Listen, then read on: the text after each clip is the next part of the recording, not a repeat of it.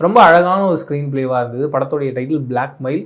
ஒரு சில படங்கள் தான் அந்த படத்தோட டைட்டிலை ஜஸ்டிஃபை பண்ணும். அப்படி ஒரு படம் இந்த படம். அது எனக்கு ரொம்ப பிடிச்சிருந்தது. படத்தில் எல்லா பாயிண்ட்லேயும் சரி, தேஜு அஸ்வினியை பிடிச்சி வச்சுட்டு அங்கே வில்லன் டீம் வந்து ஜிவி பிரகாஷை மிரட்டுறதா இருக்கட்டும், குழந்தைய பிடிச்சி வச்சுட்டு ஜிவி பிரகாஷ் இந்த பக்கம் நம்ம ஆப்பிள் பண்ணை ஹீரோவை மிரட்டுறதா இருக்கட்டும், அண்ட் ஆப்பிள் பண்ணை ஹீரோ வந்து திடுதுப்புன்னு ஜிவி பிரகாஷை மிரட்டுறதா இருக்குன்னு சொல்லிட்டு வெவ்வேறு கோணங்களில் அந்த பிளாக்மெயில் அப்படின்ற டைட்டில் படம் ஃபுல்லாக ஜஸ்டிஃபை பண்ணிகிட்டே வந்துச்சு. அதுக்கு இந்த டீமுக்கு ஒரு பெரிய ஹேட்ஸ் ஆஃப். அண்டு ஓவரால் ஸ்டோரியிலையும் ஸ்க்ரீன் பிளேலையும் எந்த ஒரு இடத்துலையும் சோர்வடையாமல் அடுத்து என்ன நடக்க போகுதுன்ற நிறைய ட்விஸ்ட் அண்ட் டர்ன்ஸ் அண்ட் ஓவராலாக இப்படி ஒரு த்ரில்லர் கதைகளை பொறுத்த வரைக்கும் பெரிய ப்ளஸ் பாயிண்ட் என்னன்னு பார்த்தீங்கன்னா, அது அந்த ராத்திரிக்குள்ளே என்ன நடக்க போகுது அப்படின்ற ஒரு பெரிய எதிர்பார்ப்பு இருக்கும். இங்கே ஒரு 2-3 நாள் கடந்து போனாலும் அந்த ராத்திரி மீட்டர் நிறைய இடங்களை தொடர்ந்து அப்படி ட்ராவல் பண்ணி கொண்டு போயிட்டே வந்தாங்க.